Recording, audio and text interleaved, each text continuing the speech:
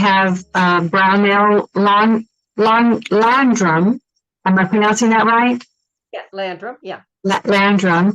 And I want you to start off by telling us a little bit about your story, how you became interested in reincarnation, and also how that played a part in your writing this book. And I'm going to pin you so we get to see you. So you get to see me all big. Yeah, wonderful. Yeah. So tell us. As long as I can see you all. I don't want to see me all big. That's all. Yeah, can you see us? I can see all of you. Yeah. Okay, good. All right. So tell us a little bit about your story, how you became interested in reincarnation, because I know you're on several Facebook groups about reincarnation and spiritual growth. So tell us your story. Okay, absolutely. Well, I guess, the first, I never really thought about it. I remember one time when I was younger, somebody mentioning, I was like, no, that's not what I learned in church, right? And I grew up in an Episcopal church, which was really kind of a blessing because it does give you some framework, but it's the most open-minded, probably one of the most open-minded churches that you can get. But I just thought, nope, it's not taught, so I don't believe it, right? I just kind of, but then the first time I was really exposed to it was Shirley MacLaine's Out on a Limb. I don't know if any of y'all read that book or saw that when I saw the mini series, and I was like, oh man, I'm blown away. And I think that was kind of the big kind of picking off point for me to start researching and learning. And, and then I read a lot of Dick Seffin books because it was even before Brian Weiss, if that, tells you how long ago it was. And it just kind of made all the sense in the world. And so I started kind of getting into it and learning it. And I found some friends at the job that I had that, a couple of friends that believed in it. So I could have some people to talk to. And then I actually went to a channel and learned more about it from a channel. And went to went down that kind of road. And so so that was, gosh, late 80s, mid 80s or something like that when that miniseries came out. And so it just kind of made sense. And then I started having these memories that were like dreams, I guess. I call them a dreamery. If you've read the book, you'll know I call them a dreamery. But a dream that's a memory. And I had this dream that I was imprisoned and that I was let me back up. I think it was somewhere in Belgium, but I don't know where. I haven't gotten like that kind of regression to get to the details, but I got the basic picture. And the message, the dream was, I was like a 14-year-old boy. All the men were off at a war. And I was like, I thought I was hot stuff, right? I'm the oldest guy, I could protect the women and children. I thought it was really cool. And because of kind of my arrogance, I got captured by the enemy and I was put in prison and died in prison and died of starvation. Ooh. And so I thought, well, this is really interesting and I've got to learn this. So I actually went to a therapist, a psychologist who did regression. And I could even feel my body shrinking. It was just so weird. I had this like really, really strong visceral reaction to the thing. And then not long after that, maybe a year or two after that, I got a little bit more memory and I knew I was a 14-year-old boy, young man, whatever. And I had a younger brother who was maybe 8. And when I got in prison, then all the pressure went on him. And that was really overwhelming for him. And then in real life, I meet the guy who is a guy now, who was my younger brother. And it was just so interesting to kind of put that piece together because this guy, we just kept for years and years and years, we just keep circling back to each other. And so that was kind of like, why is this? Like I could think about him and then he would call, but it could be a year or two in between conversations. And what's also interesting about that particular story is in this lifetime, he's also younger, probably about the same number of years younger. And yeah, we dated, I guess, I should probably say that. But he was born into an extremely wealthy family. And he is the heir apparent or was the heir apparent to this, multi-billion-dollar company. private company, family business. And but he might have had the same kind of pattern from that previous lifetime where he was kind of overwhelmed with this all this pressure and responsibility that he just wasn't ready for. So that was just something that kind of got me into that. And then so I kept reading and learning and studying, but I didn't I wrote my first book I wrote was actually nonfiction, and it's called Five Reasons Why Bad Things Happen: How to Turn Tragedies into Triumph. And that one, even though there's obviously implications within reincarnation, it's not about that. But then a few years after that, I thought, you know what, I'm going to try writing fiction, and wrote my first book, not first fiction book, and it was I just thought, okay, I'm just going to write a love story that I want to write, and it was all kind of fine, and I liked it, and it came out really really fast. But it wasn't until I wrote the second book that I started writing them as like, okay, now I want to see this couple in a previous lifetime, and how does that affect them today? And so that's where I really got into writing fiction about reincarnation. And now I've written that series turned into a series of 4 novels. They're called duet stories, and then those are available on Amazon. And then I've written a number of film scripts for TV and film that deal with reincarnation, and actually pitched them to a major studio, but nothing happened. But maybe it's just the timing of the world. And then but one of them was actually this We Meet Again, which I started writing as a TV series, and then I thought, no, I'm going to write it as a novel series, with the idea of, while I'm writing it, how it could be adapted into television. So it's a long answer. I hope that gives you what you were asking. You're muted, Carol.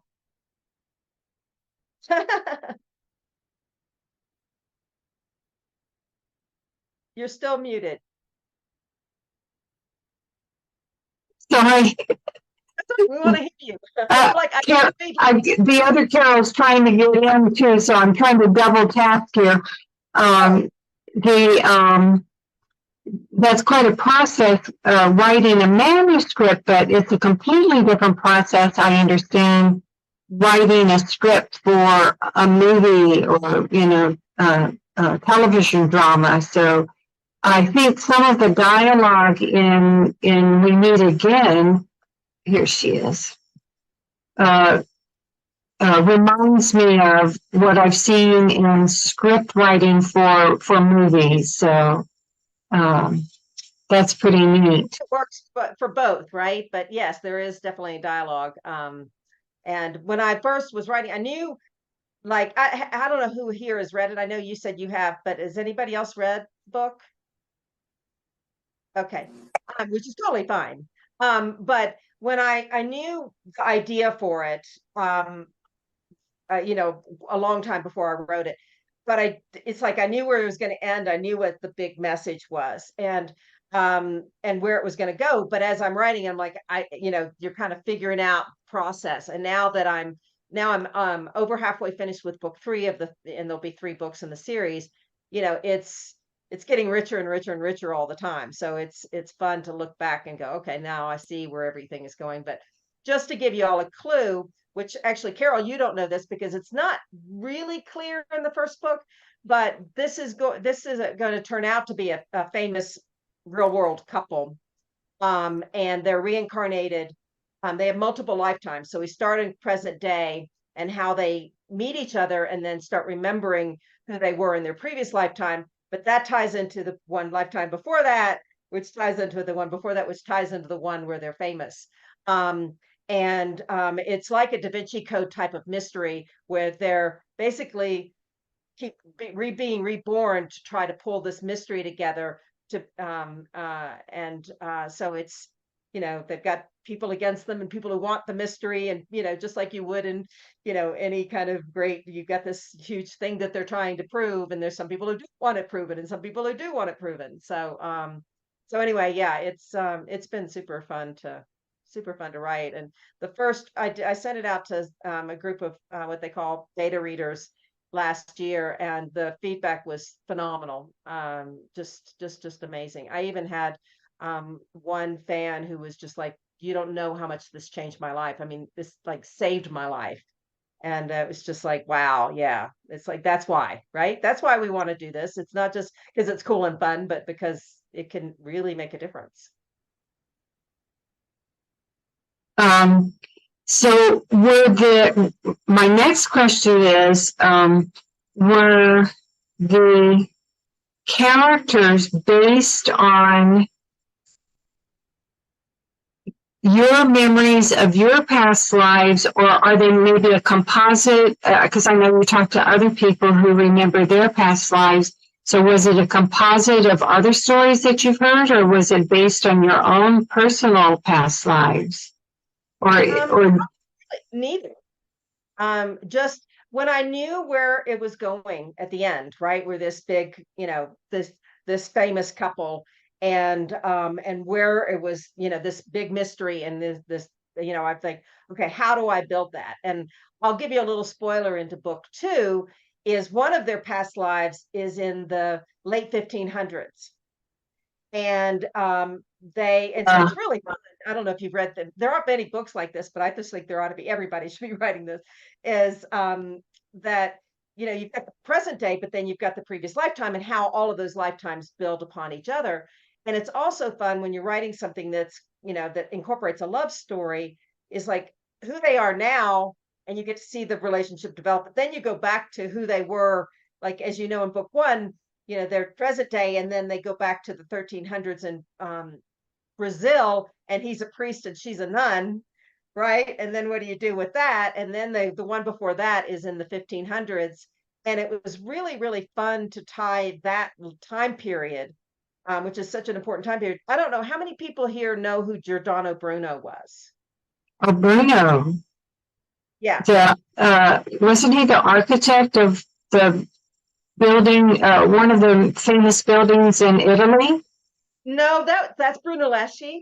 So that's Bruno Leschi as opposed to Giordano Bruno. But Giordano Bruno was probably one of the most famous people in history that believed in reincarnation. And he was burned at the stake by the Catholic Church with a stake down. Oh, that's down. how I know his name. Yes, and so he was also. This is in the late 1500s. He was also said, no, no, no. The earth goes around the sun. The sun doesn't go, everybody doesn't circle the earth. And by the way, the universe is infinite and all these things. And they're like, no, heresy, heresy, heresy. And that's but he also was a big believer in reincarnation. And so I wanted to pick that time period because it's such an interesting one. And he actually goes to Oxford to give a talk. This is all true, real life stuff. And nobody's done any, there's a lot of speculation about how much Bruno inspired Shakespeare. And if you look at some of the Shakespearean, plays, there's some references that really sound like he met Bruno, but nobody knows if they did. And then I have my characters throw in something else that's like, oh man, now we kind of are making some sense. So, I'm so glad you're telling me this.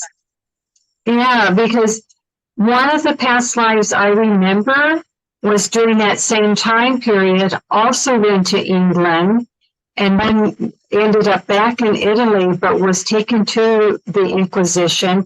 That's how I know Bruno's name, because Bruno and Galileo even came to Marco Antonio's hearing, which is one of the reasons why he recanted. And so, this is going to be. Bruno paved the way for Galileo not to be as persecuted as Bruno was, because I think they felt bad.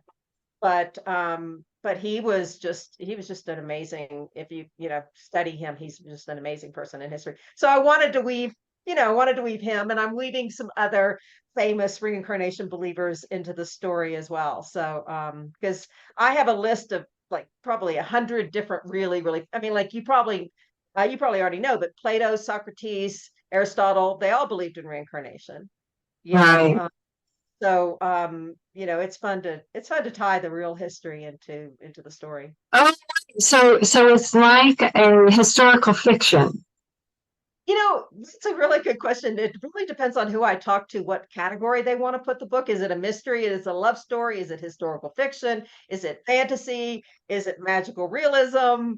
I say yes. It's kind of all of those things. Because Yeah, I don't think I mean, yes, of course, I'm writing like my fictional characters, interwoven into the real history. But I don't think reincarnation is fantasy or magic. I think it's real, right? So, um, but a lot of people don't know where to categorize it. So that's honestly one of my challenges. It's kind of like it is that if you want that, but I don't know what shelf it would be on in Barnes and Noble. right. Exactly. I hear your challenge about that because I want you to lock it into a certain category when it sounds like it crosses many genres. Which is why I want, and as Carol knows, and I don't know how many y'all know this, but about a little over a month ago, I started a new Facebook group for the sharing of stories, whether fictional or factual, because I just think I want more stories. If we get more people writing these stories and telling these stories and sharing these stories, then it'll have its own category, and we'll have our own shelf in Barnes and Noble. Is what I would love to see. Is it easy for you to type the name of that group into the chat box so others will know? Absolutely. Let me go get the link just to make it easy, even easier than Oh, that. that'd be even better because I see Jim has joined us, and I bet he will be really interested in that link also, and probably chatting with you later too. He has a Right. podcast, Oh, great. so yeah, he's been really good about bringing some great stories in there and sharing it with other people. And so the more we can get these things out, the better. And, that's one of the reasons why I like stories that are, even if they're fiction, to talk about the reincarnation subject, because sometimes that's where a person can handle it. Where I read everything from academia to fiction, and but it's a different bailiwick, to read the way I do, and a lot of people are opening up, but some people are just opening the door a crack. So by writing it as fiction, then you get that foot in the door. I completely agree.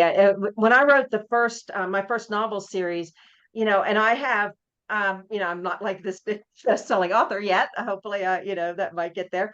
But I have fans in different parts of the world, and I have fans that are Muslim and right-wing Christian, and these groups that would never have read a nonfiction book on reincarnation. It just would have never occurred to them. They read the novels and they're suspending the disbelief, like you're talking about, and then all of a sudden they open up and go, wow, wait a minute, it just it just feels so real, right? And but they never would have considered it before. And I think that's why I wanted to do the group as fictional or factual. And also we're actually going to do a class next week about how to turn your story into a story, right? So that it can be really, we can help people take their, like, oh, I remember, like me, I remember I was this teenage boy, blah blah blah, but how is that really a story? Right? It's just kind of an account as opposed to a story. So that is what that's what we want to do. The more we get people, fiction is powerful in shifting brain. Yeah, but I like how you add some research that you've done personally so that it's not just a sensationalistic thing. So many movies and stories are, take this idea of reincarnation, run with it, but you can tell when they haven't done any research or have personal experience. It's like neon lights for me. And yet when someone does bring that in, that makes all the difference in the world. I agree. It's kind of sad sometimes you read some of the books and you think, oh, it's a past life story. And you're like, yeah, but you don't really know how it works, or you're just writing it as an idea, like you would say time travel, and in a DeLorean, which is it's a great story and a great movie. But if you're a scientist and you're working on time travel, it would probably drive you crazy. So yeah, I agree. As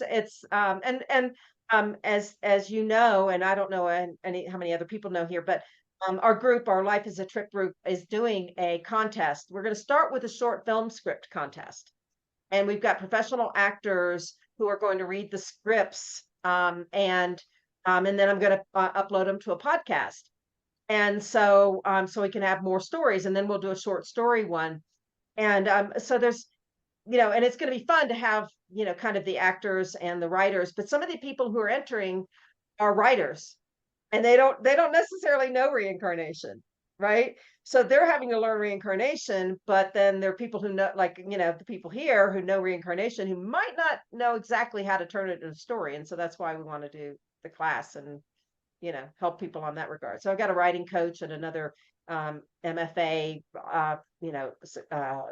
published author who's going to help on my class. So when is that class? I missed that on your page. Well, it's kind of hidden in there because I'm waiting for the other people that are teaching it to, let me announce. So I'm getting some feedback on them before I do the official announcement. But right now we're scheduled for next Thursday, the 28th. Thursday. May Okay. have to reschedule it, but as Carol knows, y'all don't necessarily know, but I'm moving in 3 weeks. So and it's a big move. So I'm trying to get a lot done before I go because my time zone will be completely different. Yeah, this is one of the things that I've had to learn to play. I have dyslexia, so sometimes if it's a short window, I'm fine. But if it's a big window of time difference, then I get tripped up. My mind, draws this big blank on the numbers thing. And thank goodness for world clock on your phones. That's the only way I can keep up with it. But we've had people joining us from Belgium, from France, from Egypt, not Egypt, Israel, from Singapore, from Japan, from Australia, and it's mind-boggling to think all these different time zones. So, but with I guess you get used to it after a while. Yeah, I hope. But it still would be hard to do like a Zoom call at 3 a.m. Yeah. And it's funny that different time zones, someone said to me, how are simultaneous lives happening? And so, there's and I hope you go into that in one of your books, that how are simultaneous lives happening? And I said, well, the easiest analogy that I can tell you is you're in your time zone, I'm in my time zone. All our time zones are happening simultaneously. We think they're different time zones, but in essence, it's all happening at the same time, right? So if anybody can think of a better analogy, please let me know. So do you want to tell the group, give them a little tease about what's happening? Marielle, am I pronouncing her name correctly? Marielle's the protagonist, and she meets this artist who she doesn't even know his name in the beginning. And I had this sense of foreshadowing that this guy who came in and bought the bookstore that Marielle was working in, I had this like ominous feeling about him. And so he's resurfaced again now later. And so you want to give us a little tease about the story, We Meet Again? Will the next books be We Meet Again and Again and Again? It will, actually. I was thinking that would be probably the best way to name is like We Meet Again and Again, and then again and again and again for the third one. And of course it'll say under there, We Meet Again book 3 or something. But yeah, I want to tell you a little teaser about Devin, because he has past lives with them too.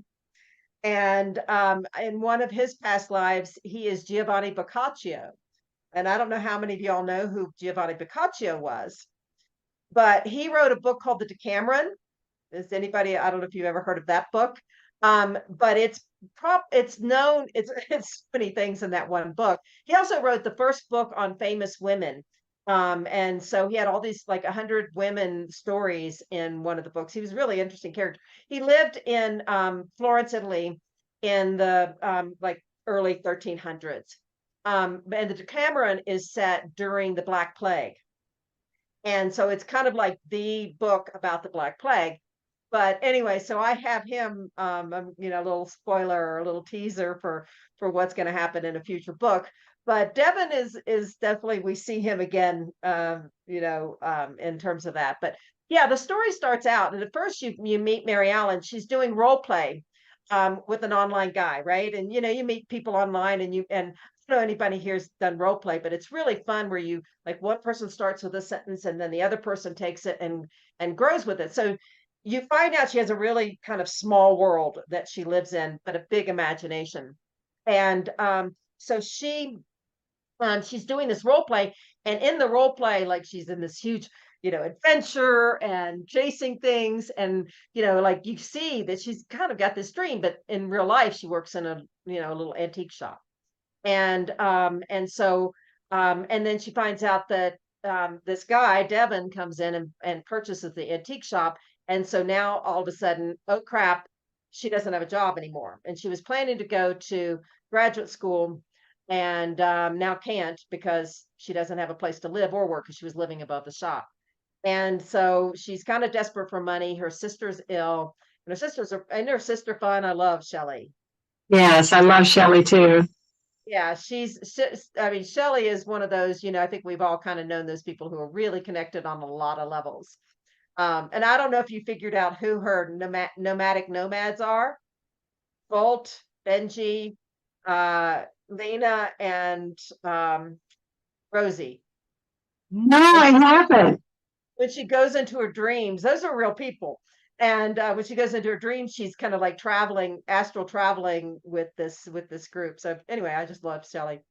But Shelley's ill, and so she's like, Shelley needs medicine, and her grandmother needs help, and so and she's got a best friend who's trying to get her to do all kinds of adventurous things that she wouldn't normally do, and so she sees a posting for an artist model, and she's a art history / symbiotics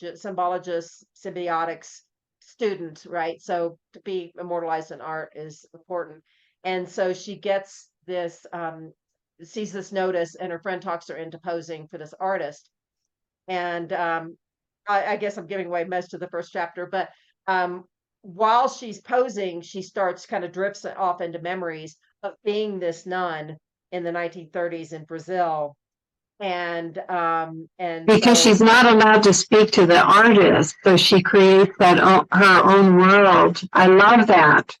Thank you. Yeah, and then of course the next chapter I explain why he is the way he is, right? And so yeah, so they're both, he's having an experience where she's just, he's kind of obsessed with her. He's like, what is it that's drawing me? But it's also kind of you see something that's like so attractive, and I don't mean necessarily physically attractive, although I'm sure she is. Although you probably see, I don't get really descriptive with characters. I like the readers to imagine. But more like he's so drawn to her, but then it's also making him face a lot of stuff that he's not necessarily, been ready to face. So that's kind of, they call it in writing, the inciting incident is when she needs to pose, and then she goes to pose for him. And he's kind of your, passionate artist. And, he's much more emotional. I don't know how many here know about Enneagrams. Are you familiar? Y'all familiar with Enneagrams? Yeah. And I was really, I really liked using the Enneagrams to kind of tell me who their characters were and how different they are, right? Because you don't want two characters that are too much alike. So she's got different skills than he does, but they end up kind of, it's a dance at first about whether there's going to be anything between them. And I'm not sure how much to spoil. How much you want me to spoil? I know. I hear you. I've got maybe 5% left to read in the book, so don't give me the ending away either. But it's really getting juicy, the part where I'm at. So we'll leave all of that dangling so people will want to read the book. And when you do, please be sure and send us feedback so that I can pass it along to Brownell, or you can jump on that website and message her, or on Facebook and message her as well. So, Yeah, because I've got some people who read the first one are like, and I'm like, yeah. Yeah, I've written, of course, the second one and half of the third one, but I have to go back and do a whole editing process before it's ready for the world. But yeah, it's been the feedback has just been phenomenal, phenomenal. fantastic. And one of the things I noticed in your book was you really got into words. Yes. It reminded me of the way Dan Brown got into symbols in his book, um, The Da Vinci Code. That's all of them, I feel. I'm meaning in the Da Vinci Code was the one I was thinking about. And then you get into words in a way that I've never read anybody get into words in the way that you do in these characters. So how did you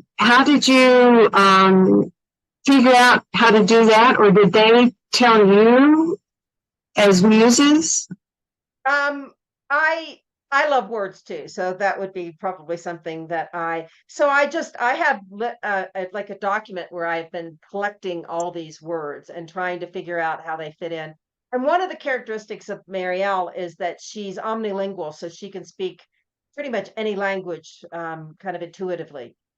I don't necessarily get specific on this in this book, but I do think that one of the things about reincarnation is that when people do have natural language abilities, it very well could be from a previous lifetime. So to have her, have that kind of ability, I just liked the way and so that kind of ties into the symbols, because for her, words are symbols, language is symbols. So I love that. And I also have a couple of poems I wanted to read if you want to hear those, or we can get off into that. But they're actually children's books that I've written that I have not published, but they read as poems. Oh, wonderful. Would you like me to read those? Absolutely. Yes, absolutely. I thought you'll see how, because one thing that I've written, a dozen books. I've written probably twice that many screenplays. Everything I write has kind of a metaphysical message, has kind of the same vibe. Whether I'm talking about a little bit sexy, right? It's a little bit sexy, my novel, or I'm talking about a YA novel, or I'm talking about a children's book. They all have kind of the same kind of vibe. So I thought I'd read this. Oh, it says I can't minimize. Let's see. Can I pull up? Okay, I can read. Okay, so this one is called Sometimes I Wonder. Sometimes I wonder if this isn't home, and I don't mean Paris or London or Rome. I'm talking about other place, before this time and outside this space. A place where I come from and will go to again, a world so mysterious it makes my head spin. This world is all magic with a glow that's so bright, when I squeeze my eyes shut, I still feel the light. Some call it heaven, some paradise. To me, it's a party where everyone's nice. We have friends who will be there with warm open hands and music to greet us like grand marching bands. It's the place where we plan who we'll be with and when. We pick out our names like Sarah or Ben, or Williams, Rodriguez, Ivana, or Chen. Whoever we choose will feel like our kin. We decide on our lessons, the paths we will take, awards we might go for, and mistakes we might make. For life isn't easy and not always fun, but easy is boring, like games always won. So we set up our challenges and mountains so high to test our endurance and reach for the sky. It doesn't much matter if we get to the top. What matters much more is what we do when we stop. Do we smell the roses, admire the bees, enjoy the sensation of a warm ocean breeze? Or do we stew and we fuss and blame someone else instead of taking a look back into ourselves? Do we ask for help and give in return? It's best when we realize there's a lesson to learn. As wise men once said, what matters in the end, Does the love you receive match the love you spend? I have one piece of wisdom for a smart kid like you, advice I hope you'll hear and realize it's true. Abandon all jealousy, anger, and greed, and open your heart to people in need. Give yourself freely with no fear and no doubt, and then you'll be proud of how you turned out. So when you're back home and see your old friends, all will sing and cheer and rejoice in the end. That. I love that. You give me a round of applause. Thank you. Thank you. That is, I kind of wanted to say, like, this is how it works, right? We decide our lessons and, that's beautiful. Yeah. So many people get, in these other reincarnation groups, they get so bogged down in the challenges and they can't see past the challenge to know that there's light on the other side of that challenge. And so your poem addresses all of that and more. Well, thanks. Yeah, I just to give you a little background on me, I have failed so many times that I've actually been a keynote speaker at 2 different failure conferences. You succeed at failing, I guess, is another way to say it. And I read this poem at one of them, and I just kept repeating, it doesn't much matter if we get to the top. What matters much more is what we do when we stop. Yeah. And I just felt like it's like a really, I just keep repeating that kind of message through my little keynote speech. Like, Yeah. we think it's all about achieving, and it's like, no, it's the process. Yeah. I want to open up, and if anybody has any questions that they would like to ask Brownell, please unmute yourself and ask a question. Now that you, and do you want me to read the second one, or do you want to wait? Do you want to go to the second one first before we do questions? Okay. Whatever you want. Okay, do that. I think you'll like this one.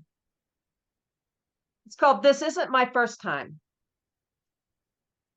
This isn't my first time, of that I am sure. I've taken this trip and been on this tour.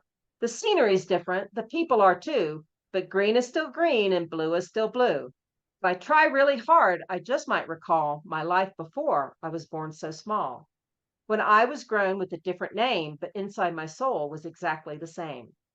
I know it sounds strange, like it's false or steal. You don't have to believe me, but I promise it's real. A memory feels different from a story or lie. You might remember too if you give it a try. You can start with a name, a time, or a place. You can be any age, size, gender, or race. You won't be the first one to find that it's true. People before us know what we knew. Like Benjamin Franklin, Socrates, and Thoreau, even Dickens and Ford were in the know of the truth and the magic of living before, hundreds of years or fourscore ago. Some ask for proof. It's there if you look in research, religion, or a philosophy book. It's called reincarnation, and it's really cool to use your life before as a clue and a tool to help understand why you're here and you're now, to create your current life into one really big wow.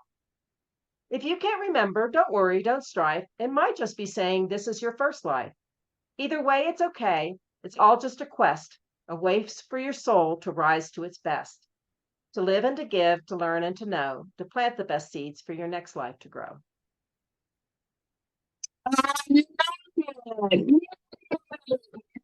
Thank you. Wonderful. Oh my gosh, I want you to book for kids, right? To learn about reincarnation. And really, I'd love for you to share those on the Reincarnation Symposium page too, because those are so inspiring. Thank you. That would be great. Please do share. And I know you create memes and everything too. So I can just imagine what you might pull together with meme and your words. So. Yeah, well, these are children's books, so I've done illustrations, for them. It's hard to illustrate because it's not like, oh, here's the bunny rabbit going from page to page, right? But yeah, so there's some of those images there, and to let kids color and all that stuff. So yeah, well, some of the most popular books in children's books are about ghosts and spirits and even time travel.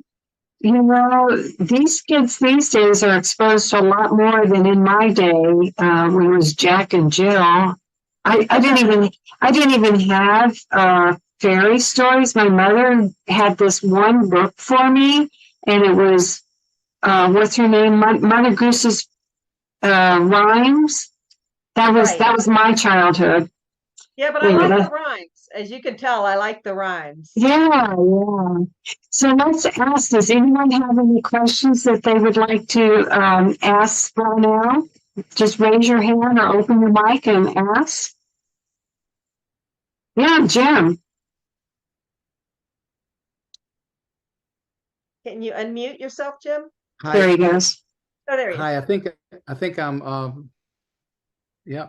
Um I have a couple of things I want to say, and one is that I've met a lot of people, and there aren't that many people that I have met that have a spirit that is so strong as yours, Brownell. It really rises just out of you, and it's such a pleasure to see you speak, to hear you speak. I know that I think we all need to see people like you to help us to just remember that life is it's not easy, but it's very doable, and we just have to keep going. Just keep our spirits up, kind of thing. And I think that what you're the way you are is wonderful. And secondly, I want to say that Thank you. I had thank you for putting the book to making it available for us to read. And I have been able to read about 25% or something like that, it says on the machine.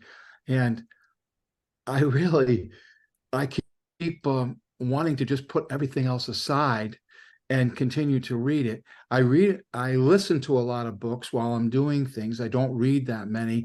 And I just am finding it very, very enjoyable, and um, just pulls me right in. I think your economy of words and the way you use your sentences and all that kind of stuff is really top notch.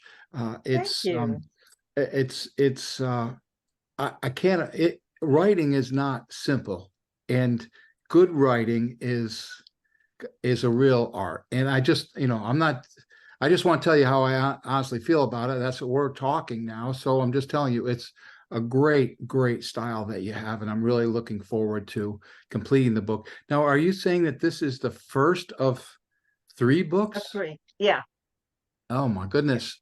And Well, they get better and better, I have to say. Just to brag a little bit, but like the first one's good, but man, it really, really gets good. One of the things too, when you're talking about the speed of reading it, is I have found that some people, like can't put it down and stay up all night, right? And then I've had some people like could read a section and just keep rereading it because I okay. like to throw a lot of deep stuff in there mixed in with some, flirtation or, adventure or whatever. So it's kind of fun that some people are like, no, I'm like, you just wrote something deep here. I gotta sit with her for a while. Right. And I was reading just yesterday, the day before. I don't know if anybody knows the Robert Johnson books, He, She, and We, and they're all based on mythology. And there's one about for women, it's Cupid and Psyche, or Eros and Psyche, if you know any mythology. So I was doing all this research and like, but Psyche is, or Eros, I should say. Psyche is the soul, right? If you know how that all the story ties, and Eros is kind of this constant discovery and its energy. And so I was just like really getting into that, and also getting into like the whole free will thing. And so it's really fun to like. I mean, it takes me a lot of time to get into some of that research to write 2 paragraphs that get into something that goes deep. But so yeah, some people don't read it as fast as others because they're pondering, the message. So thank you very much. I appreciate Well, that. I'm really looking forward to it. If there's anything I'm going to tell everybody I run into about you and about your book, and really look forward to it. I think it's wonderful that Carol is giving us an introduction to you. It's really good for us. So Thank you. Yeah, I've been, I haven't done a whole lot of marketing for my books, even though my background's marketing. So there's, it's kind of like the doctor's kids are sick or whatever. Yeah. But I really do want to launch this next year, and I want to reach people, right? I love this community of being able to be just so open with, we can share each other's stories and help promote each other's missions, because the more we do that, the more everybody wins and the more we get the message out. So I'm looking forward to that, Jim, getting to know you better. Certainly not everybody responds to a straightforward talk about reincarnation. Like you said, not everybody's ready for that. But if you can sneak that thought in and have it kind of reverberating in their brain, that's to me, if that's the most we can look for from that person, well, hallelujah. Yeah. We've made little some by progress. little, that open their mind, right? Exactly. Yeah. I love that. Yeah, Yeah, and Jim was a little late getting in, so he didn't hear that the next two books go into other lives and other lives. So there's a string of past lives, not just the. You're in the beginning part, so you only get the hint of this one life that unwraps itself in the story. But Brownell was saying that there are other lives that are going to be twisted and turned in the next books as well. So that's going to be fun to watch how that unfolds. Well, it's like all of us, right? If we have a memory and then we also might remember 2 or 3 past lives, and how do they weave together? And like, what are the lessons that are the threads through them? And so I just wrote it in a fictional couple. Yeah. Connecting the dots. That's beautiful. And, the way I actually first met you, Brownell, was your white papers. Yes. Go ahead and tell us about that. Well, as I mentioned at the beginning, I am trying to pitch ideas on reincarnation stories to Hollywood as well. So in order to do that, and one of them was this book that, as it could be as a series, as a TV series, and another one was another TV series that I'm calling Past Life Tour Guides. So you can kind of get an idea what that's about.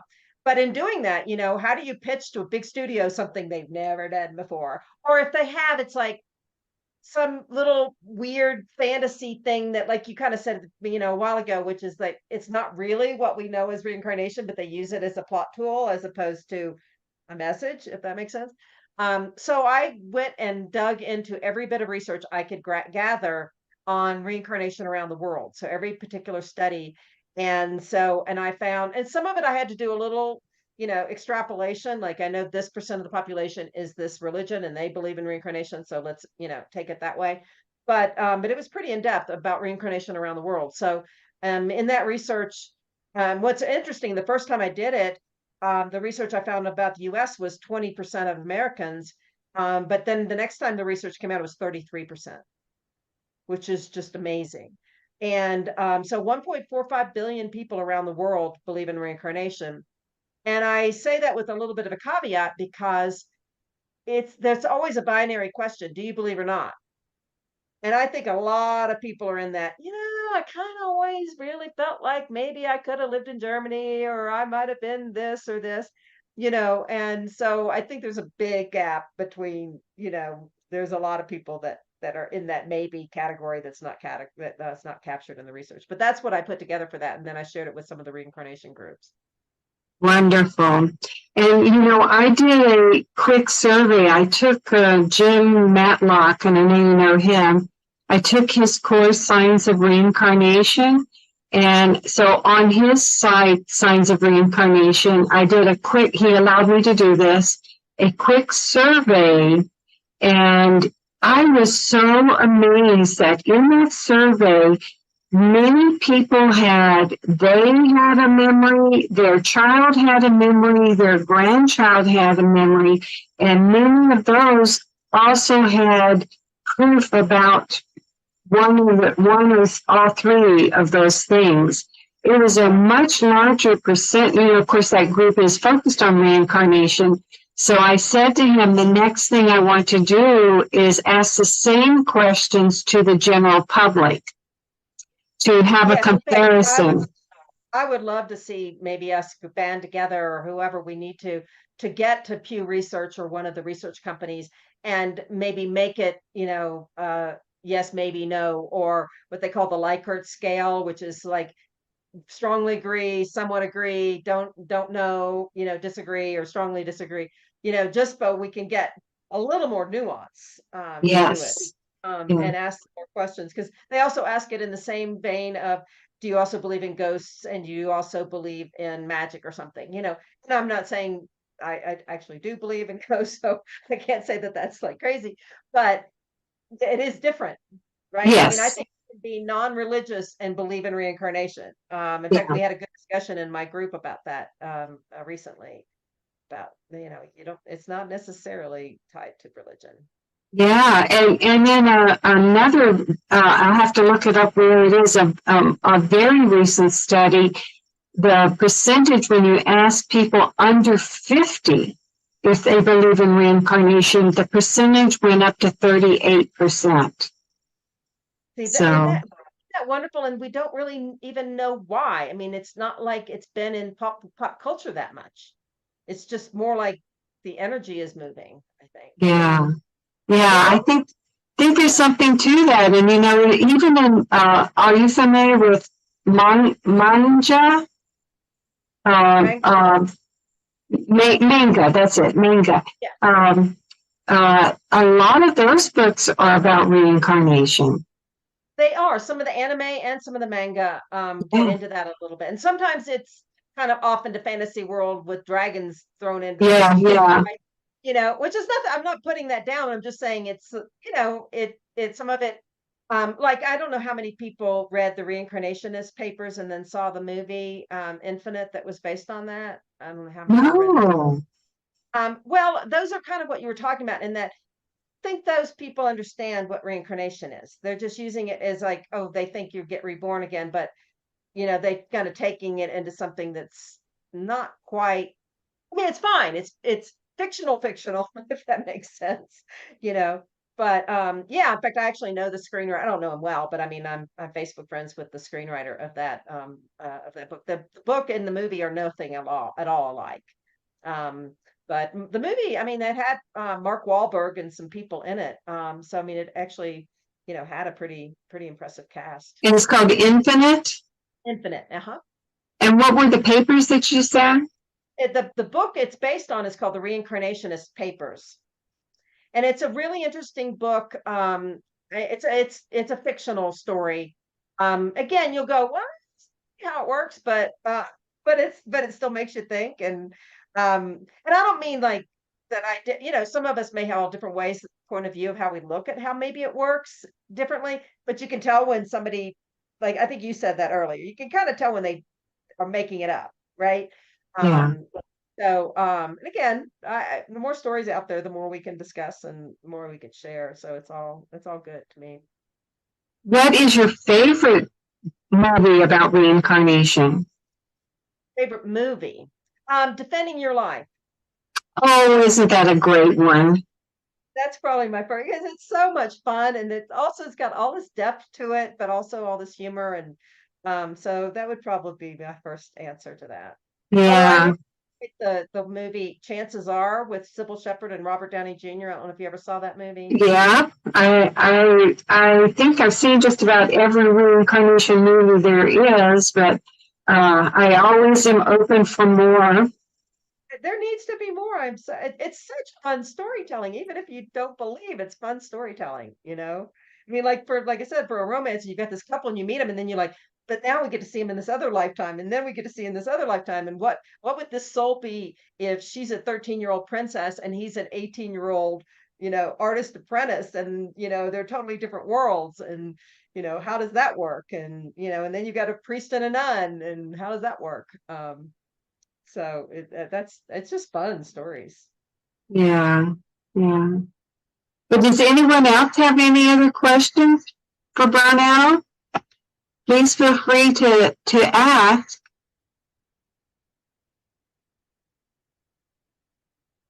Well, I hope you join my group. And I hope we share each other, and just the more we can spread the word, the better.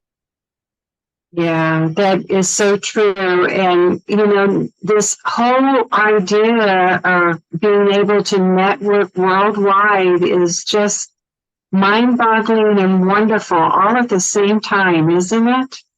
It's I mean, I started the group, like I said, about a little over a month ago, and we're almost 1,000 people. By the time I get off this call, it might be at 1,000 people.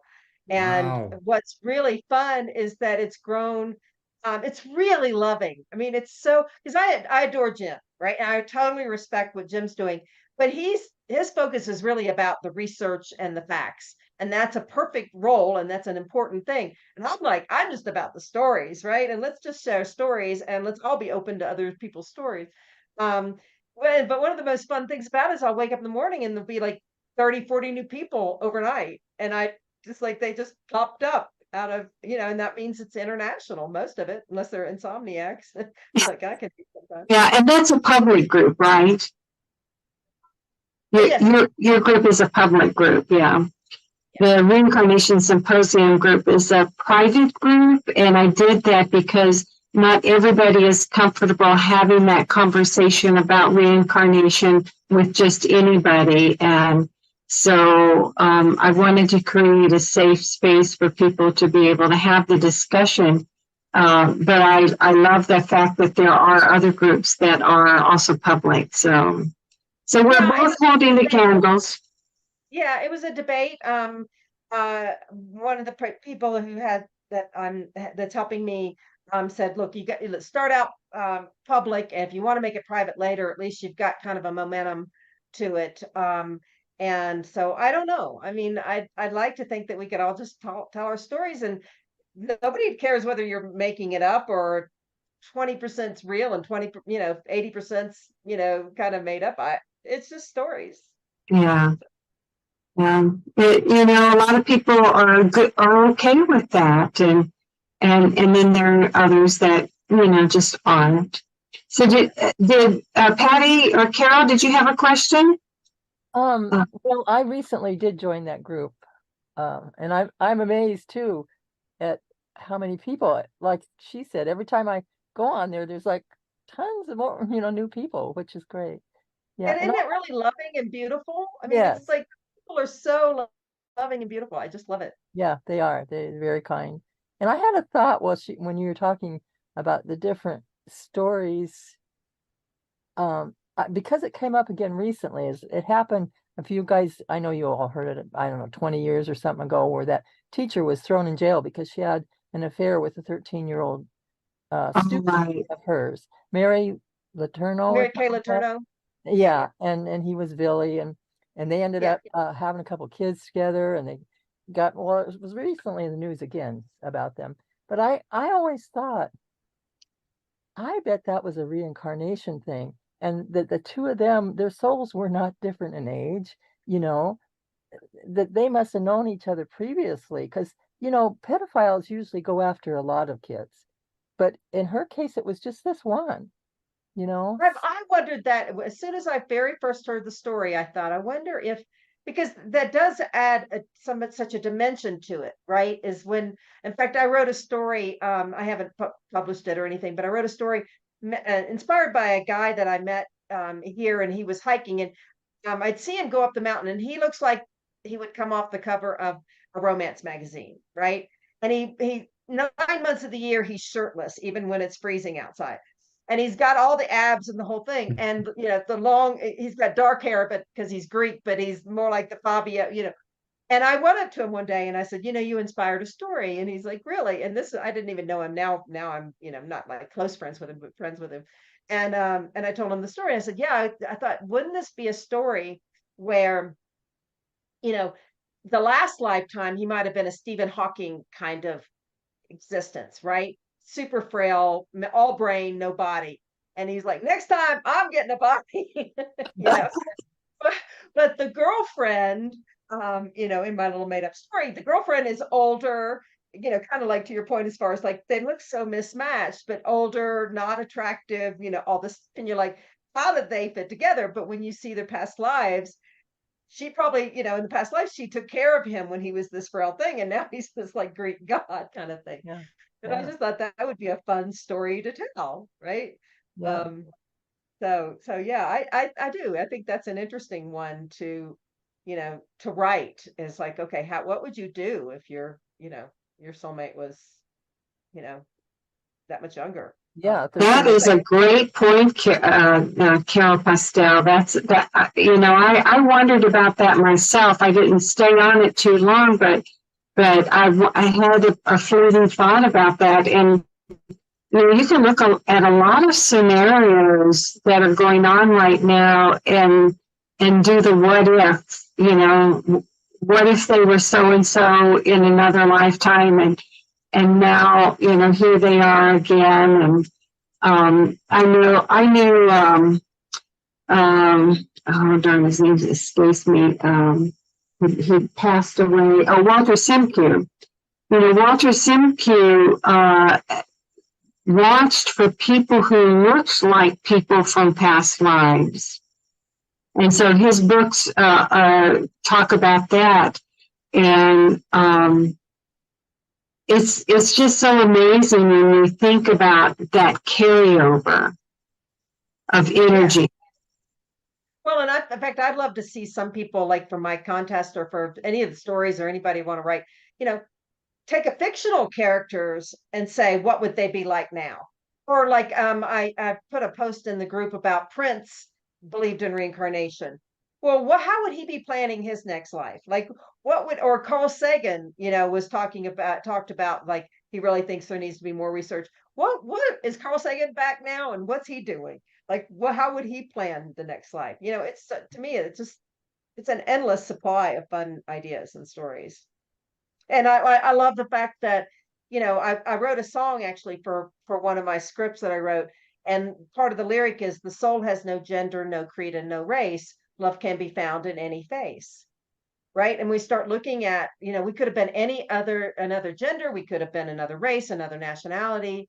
And then all of a sudden, like, what happens to racism? Because how could there be racism if you've been, multiple races? Exactly. That's why we need to have more conversations about reincarnation. We'll just smash all of those prejudices right through the ceiling, won't we? That's right. Yeah. Well, that's a fun idea, though, Carol, as far as the idea of the Mary Kay Letourneau and Billy. I wondered that too. So that's a fun thing to bring up. I wonder if they've thought about it. Well, she's passed away now. She died a few years ago. She did. Yeah, she had cancer and she died. So now she knows. Well, she didn't use it as a defense, so I guess not. Yeah. Got thrown in jail and all this, and that would make an interesting defense, and Jim knows law, so he would, he might know more about that than we would. But who knows? Maybe these things will actually come up in a court of law, and I'll never forget the past life I was telling you about in the Inquisition.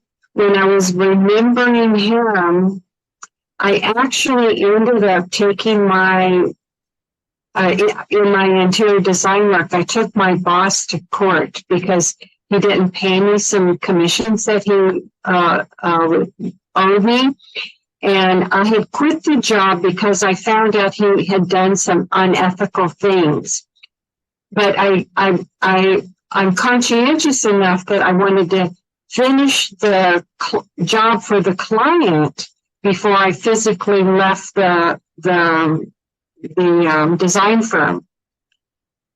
And then when I left the design firm and they didn't pay me my commissions, I took them to court. And so here I am in court, and it was small claims court because I was doing on one of these things. It was small enough that I could do it in small claims. At least that's what the attorney advised me to do.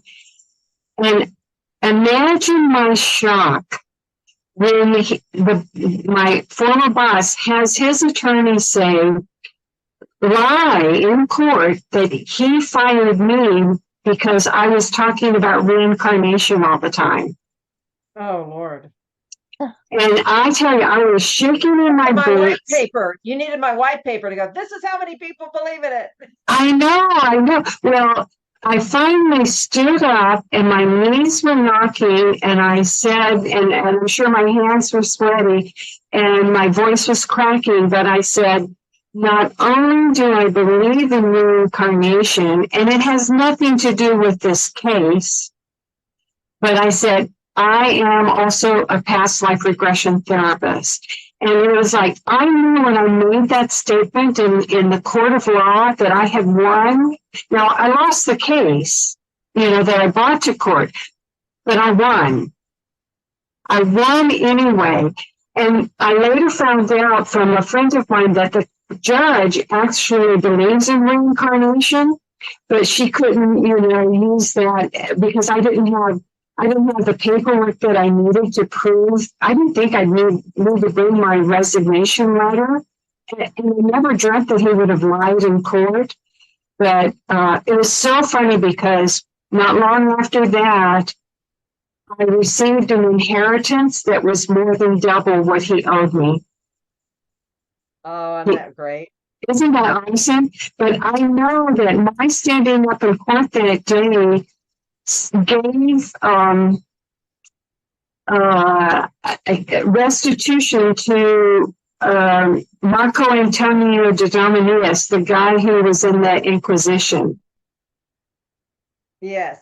Isn't that amazing? Yeah. Wow. Yeah. I have to go now, but I want to thank you very much. This was very interesting. I'm glad you could join us. Thank you so much, Patty. We'll see you next time, I hope. Okay, bye. Thank you. Bye. Yeah, one of my favorite memes is one that says, speak your truth even if your voice shakes. Yes, I love that. Yes. I like don't defend yourself, defend the truth. Oh, I like that too. That's really absolutely. Good. Yeah. And that's the thing I've learned. My signal is breaking up a little bit. Are you talking to me? I'm sorry, I couldn't hear you. We're just talking, but we want you to listen. Oh, I am. I'm listening. Carol had another quote. Do you want to say that one again in case he didn't hear it? I said, don't defend yourself, defend the truth. Don't defend yourself, defend the truth. That's really great. Yes, and that was a big lesson. When you believe in something so deeply, you know that you do not have to defend yourself because you don't care what the other person thinks. They can believe whatever they want, but you can believe what you want as well. Yeah, so. Exactly. Well, in fact, that's kind of what I say to people is like, at the end of the day, I don't care if people believe in reincarnation or not. I just want open minds. There you go. Open the mind and open the discussion, right? Exactly. Just get people to think. Let's talk about it. Exactly. Well, this has been so wonderful, and I know you've got a lot on your plate with your move, so thank you for taking your time to share with us, and I can't wait to finish that last little bit of the book. I'm so curious where they're going to go with what has happened. I don't want to give it away, but with what's happening in that part, I'm in the juicy part right now, and so I can't wait to find out what happens with them. And when you finish the first book, I do have like a little teaser for the second one. So I do have something that can open up so kind of how it opens into the second one and until I finish the editing on it. So that'll kind of give you something little. Oh, great. I can't wait. Super. I can't wait to read all of them. Thank you. And thank everybody for joining us. And Brownell, thank you so much. And we look forward to the next time have Brownell Landrum. Am I pronouncing that right?